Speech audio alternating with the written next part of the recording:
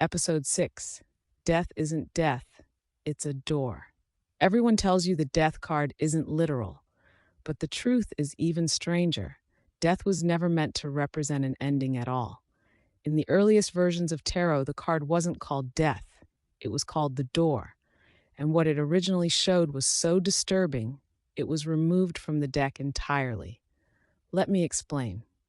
The earliest tarot decks, especially the ones used secretly in occult circles, did not portray a skeleton with a scythe. That imagery came later. The original card depicted something far more symbolic, a doorway standing in the middle of a barren field. Nothing else, just a dark opening and mist curling from the threshold.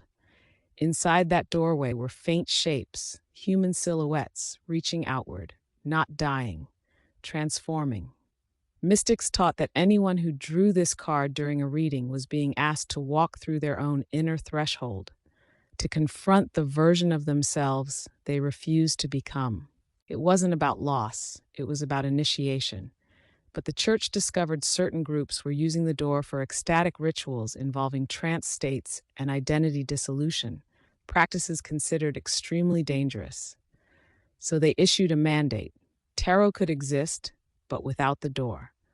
Artists replaced it with a skeleton harvesting the dead, a safer image, a tamer meaning, something people would fear instead of embrace. But here's the secret: the old teachings survived. Death isn't destruction. Death is the threshold between who you are and who you could become. Those silhouettes behind the doorway, they weren't spirits of the dead. They were future versions of you. So the next time death appears in a spread, don't brace for loss. Listen for the knock.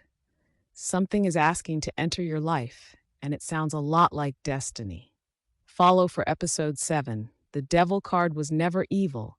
It was a symbol of power reclaimed.